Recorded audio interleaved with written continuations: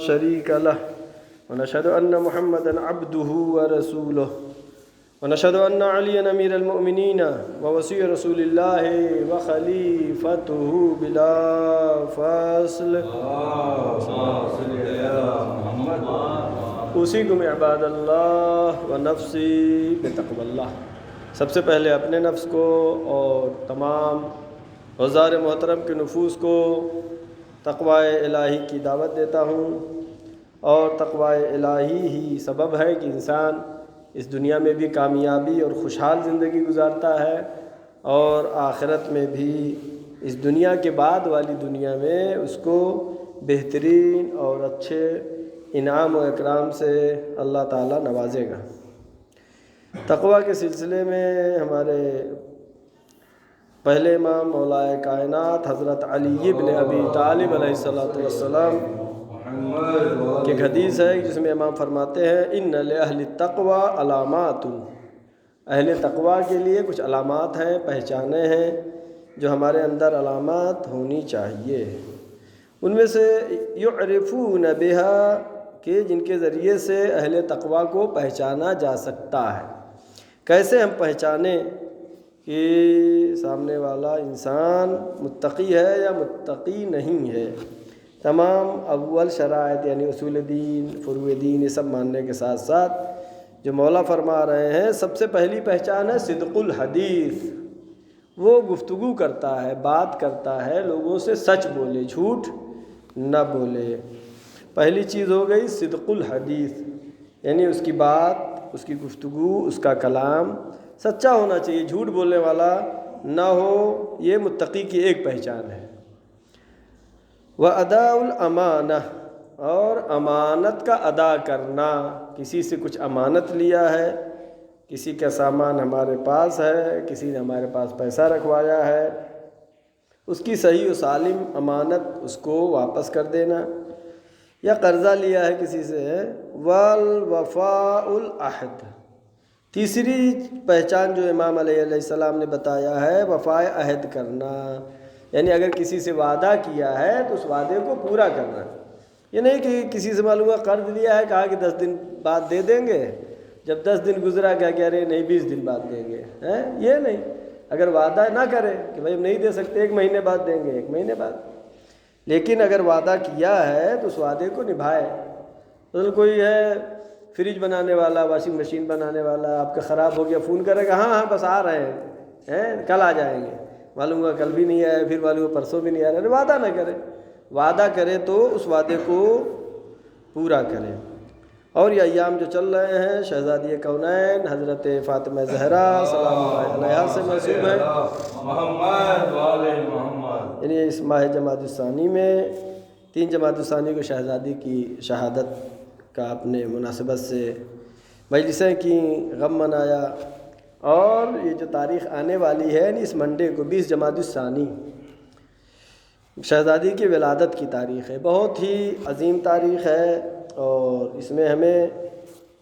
کوئی بھی اہل بیت کے چاہنے والوں کی پہچان یہی بتائی گئی ہے کہ ان کے غم میں غم منانا، ان کی خوشی میں خوشی منانا۔ اب یہ صرف دل ہی دل میں غم منا لینا کافی نہیں ہے، یا دل ہی دل میں خوشی منا لیں، اپنے دل میں خوش ہیں بس، اتنا نہیں، بلکہ اظہار غم بھی ہونا چاہیے، اظہار خوشی بھی ہونا چاہیے۔ نہیں، کم سے کم ہم غم کی تاریخوں میں اپنے دروازے پر، اپنے گھر پر ایک کالا پرچم لگا سکتے ہیں، کوئی پوچھے کیا ہے، مطلب کہ رسول کی بیٹی کی شہادت ہے، یا ولادت کی تاریخ آ رہی ہے، چھوٹی موٹی لائٹنگ کر سکتے ہیں، چراغ جلا سکتے ہیں، شمع جلا سکتے ہیں۔ کچھ نہ کچھ اظہار غم بھی ہونا ضروری ہے، چونکہ شہزادی کے ولادت و شہادت کے سب یہ ایام ہیں، لہٰذا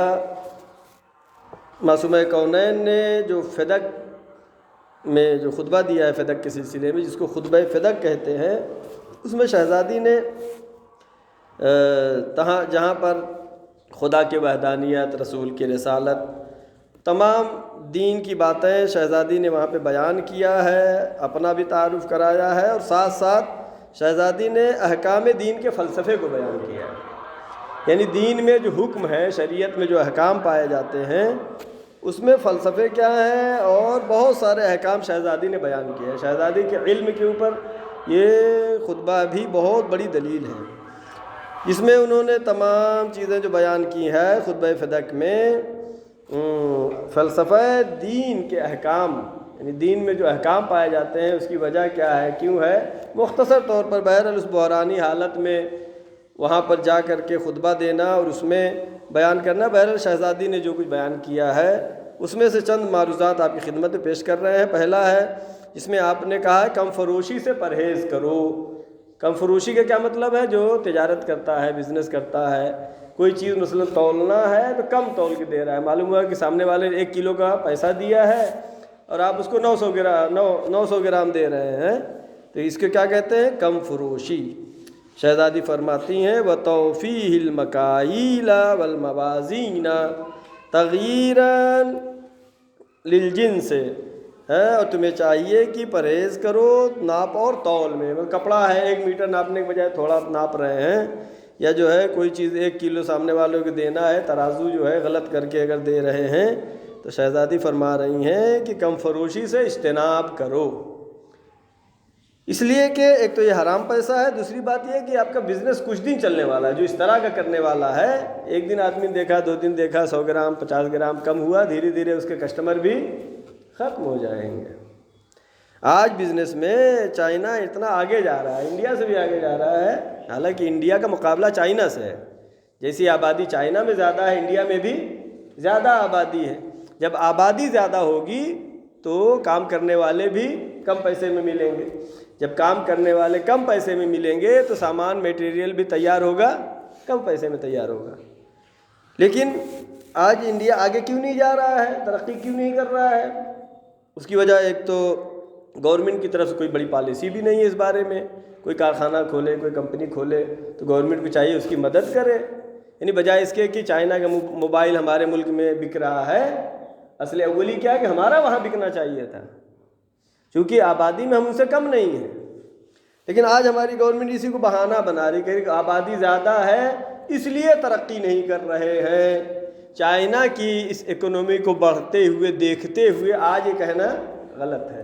ہو سکتا ہے 20 سال پہلے، 50 سال پہلے یہ کہا جا سکتا ہو کہ آبادی زیادہ ہونا نقصان دہ ہے، لیکن آج جو ہے سب کے سامنے ثابت ہو گیا ہے، سورج کی طرح روشن ہے کہ آبادی کا زیادہ ہونا نقصان دہ نہیں ہے بلکہ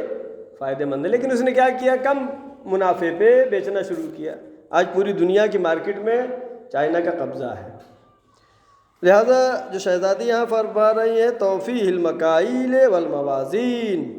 وزن کرنے میں، تولنے میں کم فروشی مت کرو، اس میں کم مت دو، پورا جتنا پیسہ دیا ہے سامنے والے نے اس کو ادا کرو۔ اور قرآن مجید میں بھی خداوند عالم سورہ اعراف آیت نمبر 85 میں فرما رہا ہے، جناب شعیب کے بارے میں خطاب ہے، وَإِلَىٰ مَدْيَنَ أَخَاهُمْ شُعَيْبًا، اور ہم نے شعیب کو اخاہم ان کے بھائی، یعنی مدین شہر جو ہے وہیں اسی جگہ کے شعیب بھی ہیں، جناب شعیب پیغمبر۔ خداوند عالم فرما رہا ہے وَإِلَىٰ مَدْيَنَ أَخَاهُمْ شُعَيْبًا، ہم نے ان کے بھائی شعیب کو مدین کی طرف بھیجا، تو جناب شعیب نے وہاں پہ جا کے کہا قَالَ يَا قَوْمُ اعْبُدُوا اللَّهَ مَا لَكُم مِّنْ إِلَٰهٍ غَيْرُهُ، اے میرے قوم والو، اے میرے رشتہ داروں، اے میرے خاندان والو، اے میرے گاؤں والو، یا قوم اعبدوا اللہ، اے قوم والو اللہ کی عبادت کرو، ما لکم من الہ غیرہ، اس کے علاوہ کوئی اللہ نہیں ہے، کوئی قابل پرستش نہیں ہے، کوئی قابل پوجا نہیں ہے، کوئی قابل سجدہ اس کے علاوہ نہیں ہے، صرف خدا ہے۔ وَقَدْ جَاءَتْكُمْ بَيِّنَةٌ مِّن رَبِّكُمْ، اللہ کی طرف سے برہان آ چکا ہے، دلیل آ چکی ہے، لہٰذا اس کے دین پر عمل کرو۔ اب یہاں پر ہمارا مقصد جو تھا فَأَوْفُوا الْكَيْلَ وَالْمِيزَانَ، جناب شعیب نے قوم والوں سے کہا وفا کرو کیل اور میزان میں، وَلَا تَبْخَسُوا النَّاسَ أَشْيَاءَهُمْ، اس میں کم فروشی لوگوں کے سامنے نہ کرو، یعنی بیچنے میں اگر کوئی قوم پیچھے جا رہی ہے اس کا مطلب وہ حلال رزق کی طرف نہیں جا رہی ہے۔ یہاں پہ مذہب کی بات نہیں صرف ہے، کسی بھی مذہب کا آدمی ہو، اگر بزنس میں وہ پیچھے جا رہا ہے اس کا مطلب یہ ہے کہ وہ صحیح سے نہیں چل رہا ہے، رزق حلال پہ نہیں چل رہا ہے۔ اگر وہ صحیح طریقے سے جو منافع اس کا ہوتا ہے اتنا ہی لیتا ہے، مثلا ایک چیز 1000 روپے کی ہے تھوڑا منافع دے کے 150 روپیہ لگا کے ٹھیک ہے اس کو 1500 کا اگر بیچ رہا ہے تو غلط ہے یہ۔ لہٰذا اس میں جو ہے شہزادی نے جو فرمایا کہ کم فروشی سے پرہیز کرو۔ دوسری چیز جو فلسفہ کام میں معصومہ کونین حضرت فاطمہ زہرا سلام اللہ علیہا نے فرمایا ہے، شراب کی حرمت کے بارے میں خطبہ فدق میں ہی فرمایا، وَنَّهَا عَنْ شُرْبِ الْخَمْرِ تَنزِيلًا عَنِ الرِّجْسِ، اللہ نے روکا ہے، منع کیا ہے شراب پینے سے، تنزیلاً عن الرجس، تاکہ تم نجاست سے دور ہو جاؤ، نجاست سے بچ جاؤ۔ اس لیے کہ شراب وہ ہے جو ظاہری نجاست بھی ہے، باطنی نجاست بھی ہے۔ اگر شراب ہے تو نجس ہے، اور اس کے ساتھ ساتھ باطن کو بھی خراب کرتا ہے، وہ ذہن کو، فکر کو، افکار کو، کلچر کو، سوسائٹی کو، تمام چیزوں پر نقصان دہ ثابت ہوتا ہے۔ اور آج کی دنیا میں تو بالکل واضح ہے، اور جن ممالک میں شراب حرام ہے وہاں کے لوگوں میں کتنی انسانیت ہے، کتنی شرافت ہے، اور کتنا ترقی پائی جا رہی ہے۔ لہٰذا شہزادی نے اس کی وجہ جو بتائی ہے کیوں حرام ہے، تنزیلاً عن الرجس، تاکہ تم نجاست سے بچ سکو۔ نجاست یہ باطنی نجاست بھی اور ظاہری نجاست بھی ہے۔ تیسرا جو شہزادی نے اس خطبے میں فرمایا ہے، تہمت زنی سے اجتناب کرنا، کسی پہ تہمت لگانا۔ کسی کے اندر ایک تو ہوتا ہے غیبت کرنا، غیبت کہتے ہیں کسے، اس انسان کے اندر، اس مومن کے اندر ایک عیب پایا جا رہا ہے، وہ آپ کسی سے جا کے کہہ رہے ہیں، یہ کیا ہے، غیبت ہے۔ یہ تو بہت بڑا گناہ ہے، الغیبت اشد من القتل، الغیبت اشد من الزنا۔ غیبت جو ہے قتل سے بھی سخت ہے گناہ، اس کا زنا سے بھی بدتر ہے۔ لہٰذا یہاں پہ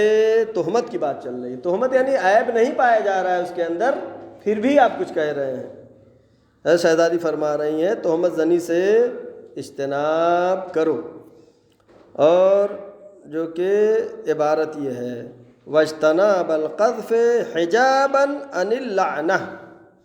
قذف سے اپنے کو بچاؤ، تہمت لگانے سے اپنے کو بچاؤ۔ اس کا وجہ کیا ہے، شہزادی نے فرمایا حجاباً علی اللعنہ، تاکہ تم اللہ کی لعنت سے بچ سکو۔ یعنی اگر کوئی شخص کسی پر تہمت لگاتا ہے تو اس کے اوپر خدا کی لعنت ہوتی ہے۔ اور اس سلسلے میں خداوند عالم نے قرآن مجید میں فرمایا، ان الذین یرمون المحصنات الغافلات، بے شک وہ لوگ جو کہ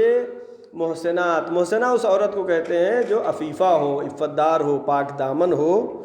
والذین یرمون المحسنات الغافلات، اس مومنہ کو جو کہ پاک دامن ہے،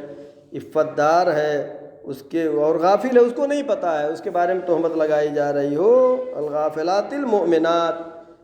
اگر ایسے پہ کوئی تہمت لگاتا ہے،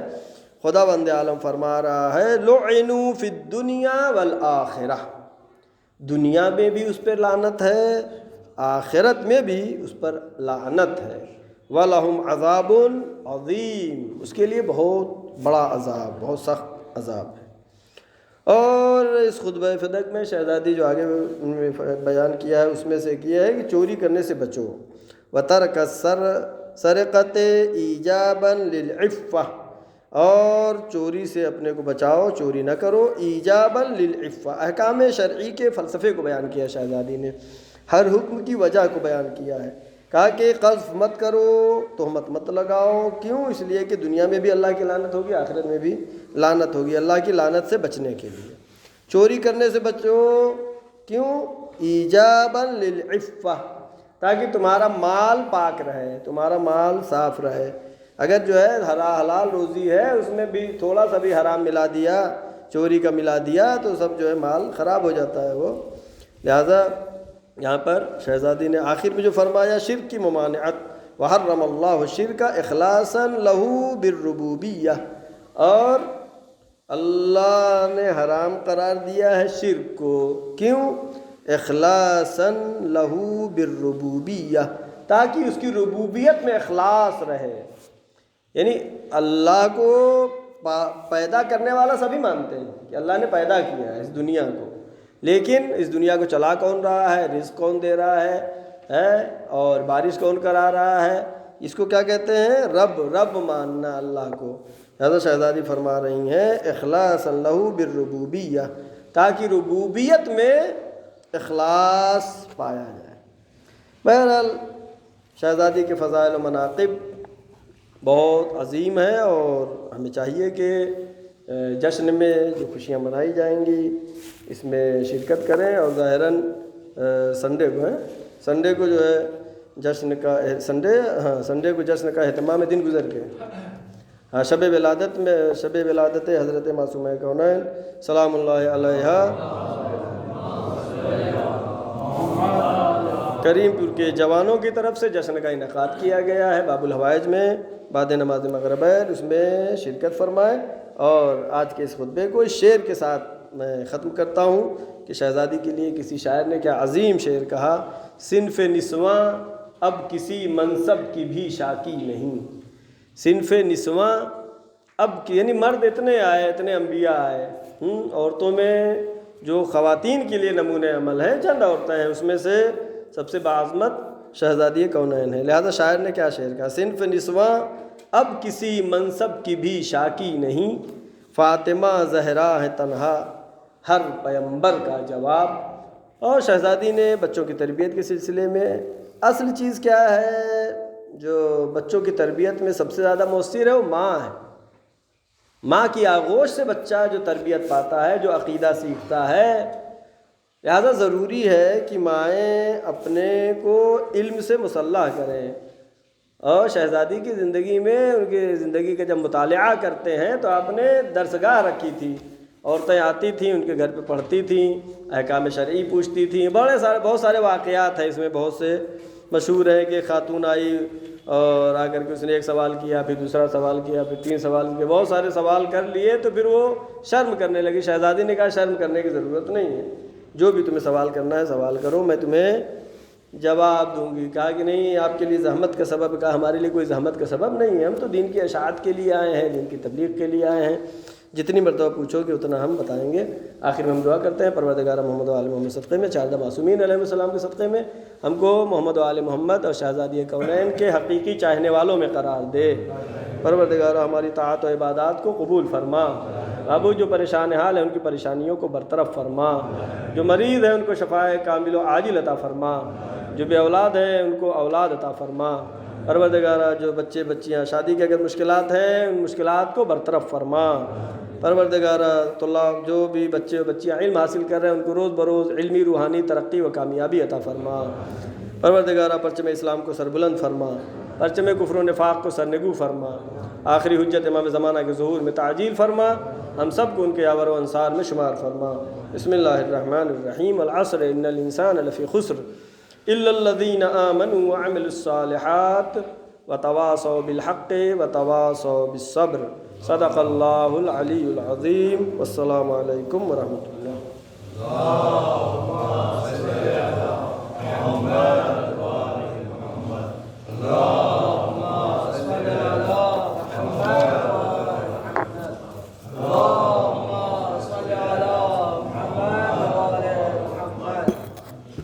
السلام علیکم ورحمۃ اللہ۔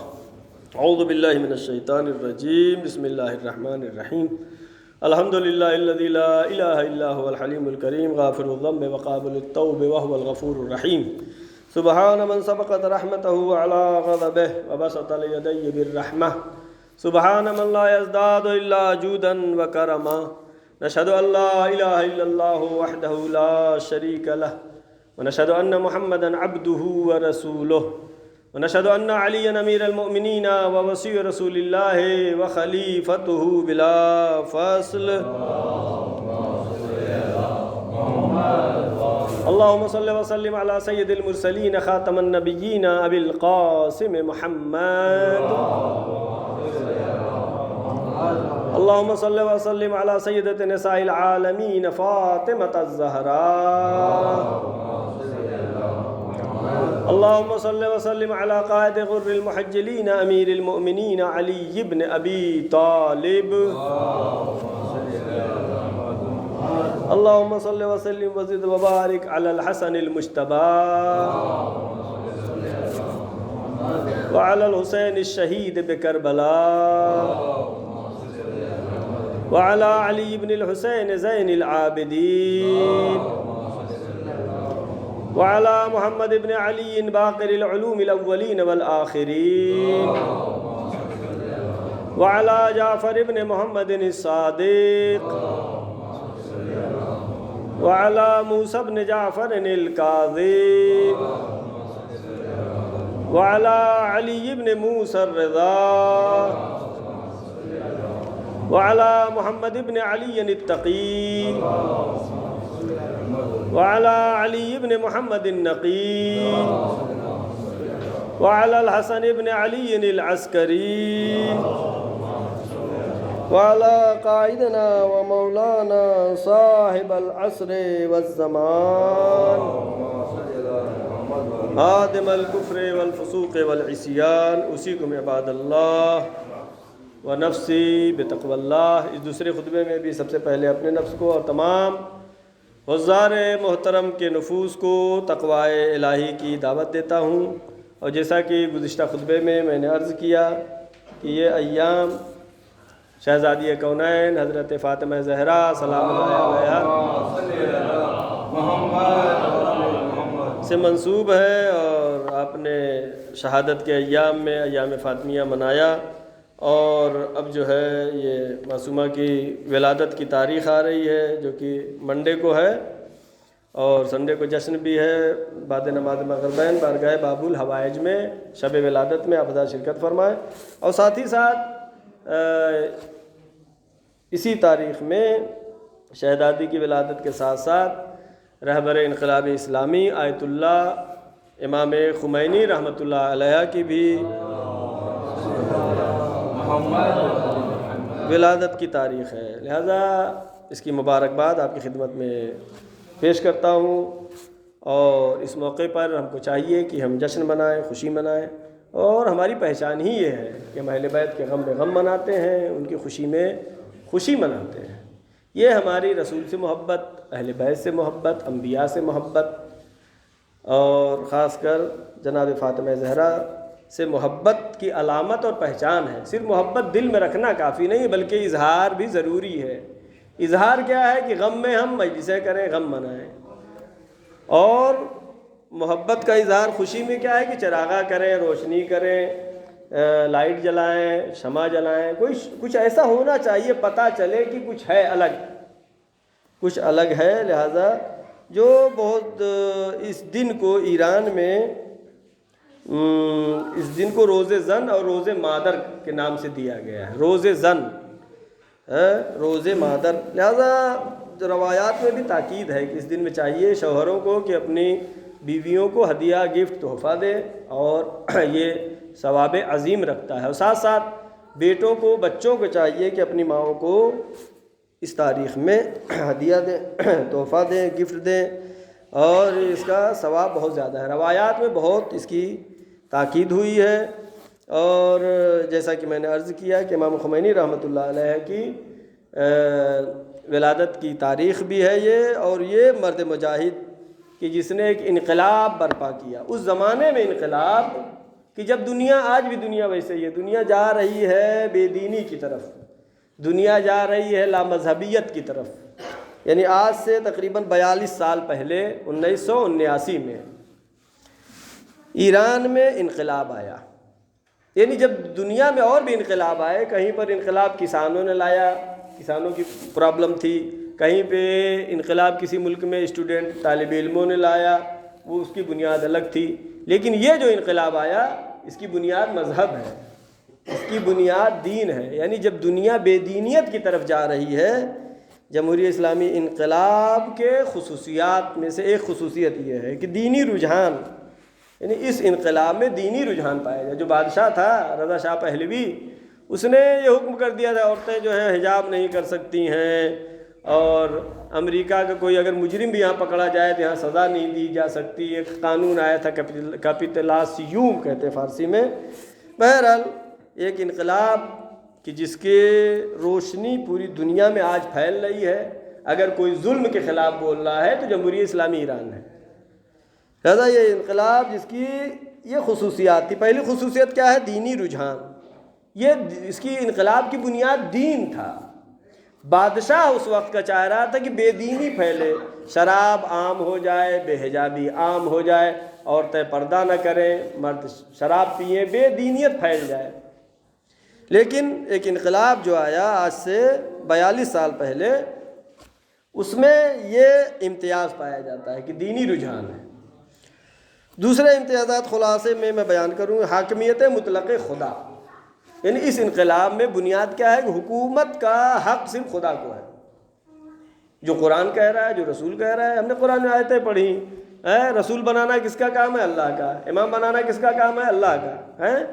اور گزشتہ جمعے میں بھی میں نے اس چیز کو عرض کیا تھا، حاکمیت مطلق یعنی خدا کی حکومت۔ اب اگر ایران میں جو انقلاب قائم ہوا ہے، یہاں پر ایک چیز ہے جس کو ولایت فقیہ کہتے ہیں، اس کو مختلف لوگ مختلف صورتوں سے بیان کرتے ہیں، وہ کچھ مخالف ہے، کچھ موافق ہیں، میں بتا رہا ہوں ولایت فقیہ کا مطلب یہ ہے کہ جب ایران میں ایک انقلاب آیا، ایک اسلامی انقلاب آیا، ایک شیعوں کی حکومت قائم ہوئی، تو اب دو آپشن تھے، یا جو ہے دوسرے ملکوں کی طرح اس کو ایسے ہی آزاد چھوڑ دیا جائے، جمہوری ملک ہے جیسے چلنا چاہے چلے، یا پھر اس ملک کو جو حکومت بنی ہے ایک عالم کے زیر نظر چلے تاکہ دین کے مطابق چلے۔ اگر کبھی حکومت دین سے الگ جا رہی ہے، مذہب کے خلاف جا رہی ہے، شریعت کے خلاف جا رہی ہے، تو وہ عالم روک سکے، اس کا نام ہے ولایت فقیہ۔ کچھ لوگوں نے اس کو بڑھا کے پیش کیا، کچھ لوگوں نے گھٹا کے پیش کیا، بہرحال اصل یہ ہے کہ حکومت اسلامی کو چلنے کے لیے اب جب ولایت فقیہ کو نظریے کو لائیں گے تو یعنی کس کے؟ یعنی عالم کی حکومت۔ عالم کیسا عالم؟ معمولی عالم نہیں، جو کہ مجتہد ہے، صاحب رائے ہے، صاحب نظریہ ہے، دین شناس ہے، یعنی دین کی حکومت۔ دین کی حکومت یعنی جبکہ ہمارے آخری امام حضرت مہدی آخر الزمان علیہ السلام پردہ غیب میں ہیں، جس کا مطلب یہ نہیں ہے کہ تمام شیعہ ہاتھ پہ ہاتھ ڈال کے بیٹھے رہیں کہ مولا آئیں گے تو حکومت قائم کریں گے، نہیں، ہر ایک کی ذمہ داری بنتی ہے امام کے ظہور کے لیے مقدمہ فراہم کرے، راستہ ہموار کرے، اور اس راستے کے ہموار کرنے میں ایک عظیم کارنامہ جو ایران میں انقلاب آیا، اور اس کی خصوصیت تیسری کیا ہے؟ عوامی ہونا، یعنی پوری عوام ساتھ میں تھی، پوری پبلک جو ہے، بادشاہ نے فوجی شاسن لگا دیا تھا، اور پھر بھی پبلک جو ہے اس زمانے کے مرجع وقت آیت اللہ خمینی کے حکم دیتے ہی پوری پبلک باہر آ گئی۔ اور اس کے امتیازات میں سے ایک امتیاز یہ ہے کہ اس امتیاز کا آئیڈیل امام حسین علیہ السلام کی نہضت ہے۔ امام لہٰذا وہاں کے پہلے نوحوں میں تبدیلی آئی، نوحے زندہ ہوئے، یعنی نوحے نے بتایا کہ ایسا نہیں کربلا صرف رونے کا نام ہے، نہیں، کربلا ایک انقلاب کا نام ہے، کربلا انسانیت کو بیدار کرنے کا نام ہے۔ لہذا جمہوریہ اسلامی ایران نے کربلا سے درس لیتے ہوئے ایک عظیم کارنامہ انجام دیا، اور یہ حکومت وجود میں آئی۔ اور اس کی خصوصیات میں سے ایک خصوصیت یہ ہے شہادت طلبی، شہادت کا جذبہ ہونا۔ ہر ملک میں کیا ہوتا ہے، جو کہیں جنگ ہوئی، جو شہید ہوتے ہیں، اس کو چھپانے کی کوشش کرتا ہے ہر ملک، لیکن چونکہ اس مذہب کی بنیاد کربلا سے ہے اور شہادت حقیقی شہادت ہے، لہٰذا اس کو جو ہے چھپایا نہیں جاتا ہے، بلکہ شہیدوں کے جو میت کو یا جو بھی اس کے اجزاء ملتے ہیں، اس کی تشییع جنازہ کی جاتی ہے الگ الگ شہروں میں، جیسا کہ آپ نے قاسم سلیمانی کے جنازے میں دیکھا کہ مختلف شہروں میں تشییع جنازہ ہوئی۔ لہذا یہ چھپانے والا نہیں، بلکہ شہادت طلبی کا جذبہ پیدا کرنا، باطل سے ٹکراؤ، اس حکومت کی بنیاد خصوصیت میں ہے باطل سے ٹکرانا، ظالموں سے مخالفت کرنا، ظالموں سے برسر پیکار ہونا۔ لہذا دنیا میں کہیں بھی ظلم ہوتا ہے، آج ایران ہے جو کہ ظلم کے خلاف بولتا ہے، چاہے فلسطین کا مسئلہ ہو، چاہے وہ کسی اور جگہ کا مسئلہ ہو۔ اور اہم چیز اس میں کیا ہے؟ رضائے پروردگار، مصالح مسلمین، امر بالمعروف و نہی عن المنکر، جو کہ اہم جز ہے دین کا، یعنی لوگوں اس کو نیکی کی طرف لانا، برائی سے روکنا۔ لہذا وہاں پر ایک ادارہ ہے، ادارہ امر بالمعروف و نہی عن المنکر، جس کا کام یہ ہے کہ لوگوں کو اچھے کاموں کی طرف دعوت دیں اور روکیں ان کو جو کہ گناہ میں مبتلا ہوتے ہیں۔ اور آج کے خطبے میں جو ایک اہم چیز جو عرض کرنا ہے، سورہ حجرات کی آیت نمبر 10 ہے، جس میں خداوند عالم فرما رہا ہے انما المؤمنون اخوہ، مومنین سب آپس میں بھائی بھائی ہیں۔ اگر کوئی اختلاف ہوتا بھی ہے تو اس کو کسی طرح سے حل کر لینا چاہیے، نہ کہ جو ہے اس میں بات کو بڑھائے، بلکہ جو صلح میں پہلے قدم آگے بڑھاتا ہے اس کے لیے اجر عظیم ہے۔ انما المؤمنون اخوہ فاصلحوا بین اخویکم، حکم ہو رہا ہے کہ اپنے بھائیوں کے درمیان اصلاح کرو، اپنے بھائیوں کے درمیان اختلاف کو ختم کرو۔ بلکہ جھوٹ بولنا جہاں پہ جائز ہے شریعت میں، ایک مقام یہ ہے کہ دو مومن بھائیوں میں اختلاف ہے، دو مومن دوستوں میں اختلاف ہے، ان کی دوستی ملانے کے لیے اب جھوٹ بھی بول سکتے ہیں، ارے وہ تو تمہاری بڑی تعریف کر رہا تھا، کہہ سکتے ہیں۔ لہذا جو ہے قرآن مجید میں اللہ نے اس پہ بہت تاکید کیا ہے، فَاصْلِحُوا بَيْنَ إِخْوَيْكُمْ، اپنے بھائیوں کے درمیان اصلاح کرو، وَاتَّقُوا اللَّهَ لَعَلَّكُمْ تُرْحَمُونَ، تقوی الہی اختیار کرو تاکہ تم پر اللہ رحم کرے۔ اور اس سلسلے میں مولا کائنات حضرت علی بن ابی طالب نہج البلاغہ کے خط نمبر 47 میں امام علیہ السلام فرماتے ہیں اوصیکم بتقوی اللہ ونظم امرکم، میں تمہیں وصیت کرتا ہوں تقوی الہی کی اور اپنے امور میں نظم کے لیے۔ امور میں نظم ہونا ضروری ہے۔ معلوم ہے دکان ایک دن 10 بجے کھل رہی ہے، ایک دن 9 بجے کھل رہی، نہیں، منظم ہونا، چاہے وہ پڑھنے کے لیے ہو، اسٹوڈنٹس ہو، اپنا ٹائم ٹیبل بنائیں، یہ ٹائم پڑھنے کا ہے، یہ ٹائم کھیلنے کا ہے، یہ ٹائم گیم کھیلنے کا ہے، یہ ٹائم بات کرنے کا ہے، ٹائم ٹیبل۔ جو نظم امر اگر نہیں ہے، کاموں میں نظم نہیں پایا جا رہا ہے تو ترقی نہیں ہو سکتی ہے۔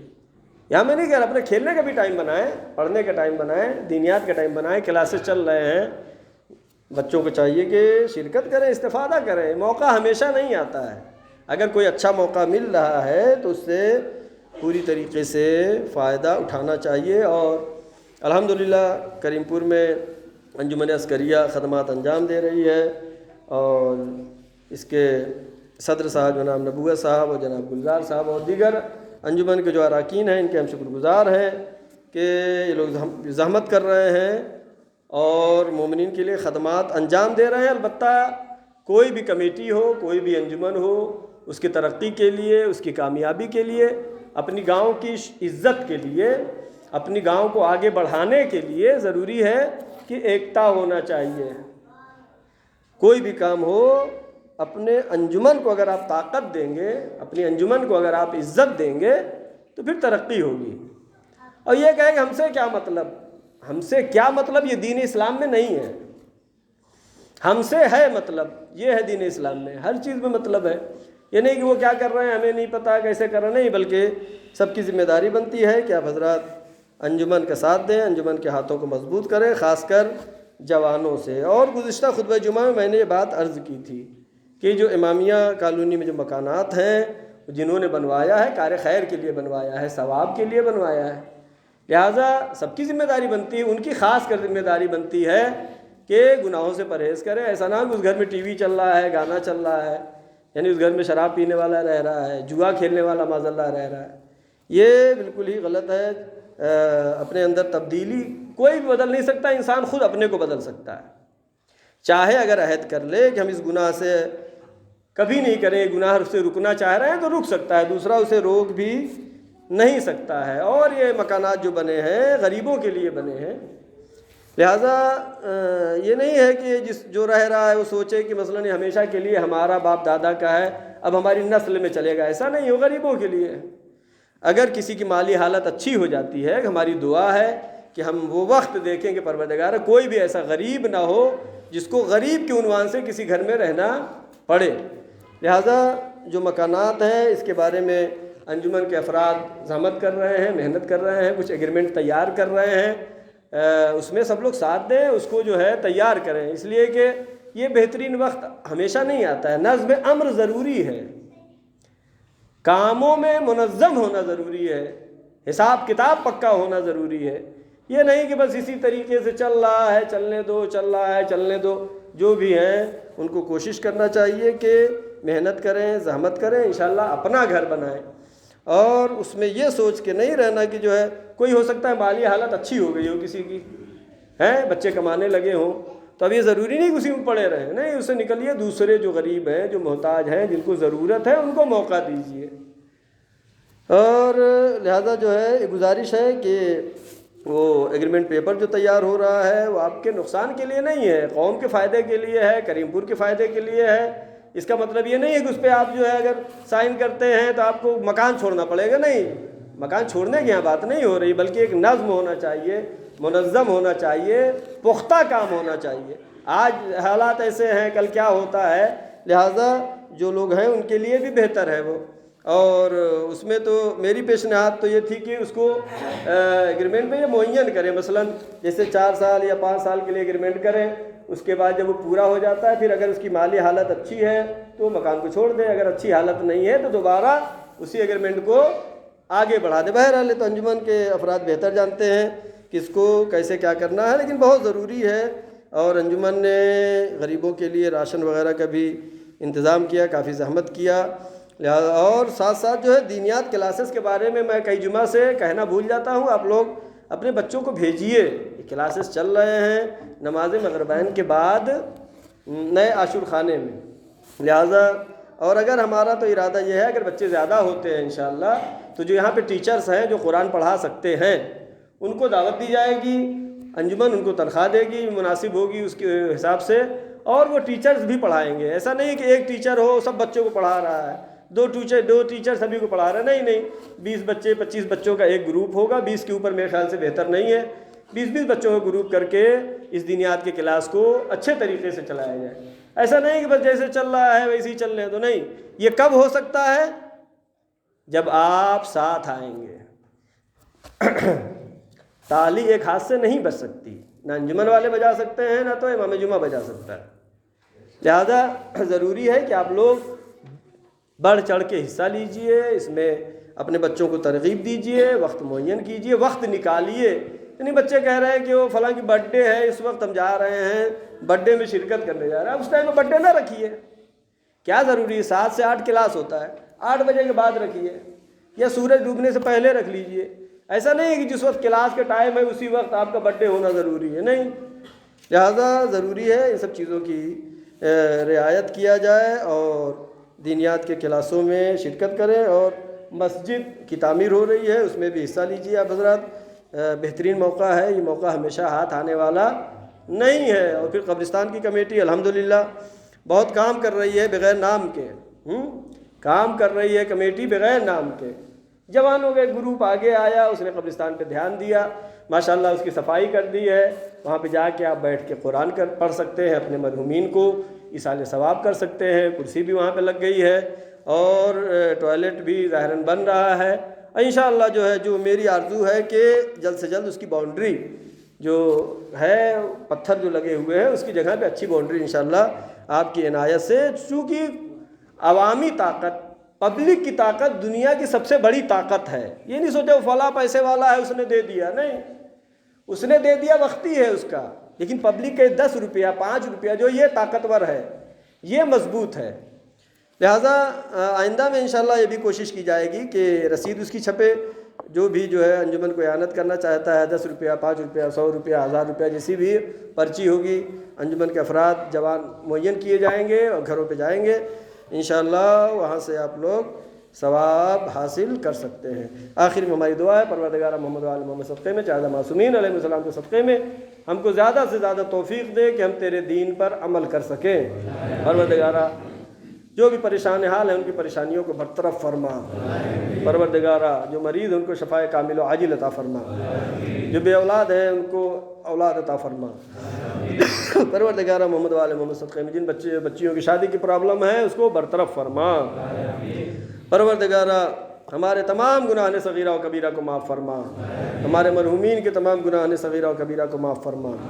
علماء اکرام مراجع اکرام بالاخص آیت اللہ سیستانی و مقام معظم رہبری کی حفاظت فرما، پروردگارہ جو بھی سپاہی فوجی مشغول ہیں دشمنوں سے برسر پیکار ہیں، پروردگارہ ان کی جان و مال عزت و آبرو کی حفاظت فرما، پروردگارہ ہمیں اس لائق بنا دے کہ ہم امام زمانہ کے سپاہیوں میں شامل ہو سکیں،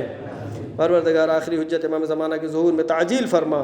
ہم سب کو ان کے یاور و انصار میں شمار فرما۔ بسم اللہ الرحمن الرحیم، والعصر ان الانسان لفی خسر الا الذین آمنوا وعملوا الصالحات وتواصوا بالحق وتواصوا بالصبر۔ صدق اللہ العلی العظیم۔ والسلام علیکم ورحمۃ اللہ وبرکاتہ۔ ایک مرتبہ سورہ حمد، ایک مرتبہ سورہ توحید کی تلاوت فرما کر تمام مرحومین مومنین و مومنات بلا خص اپنے مرحومین کو احسان سلام۔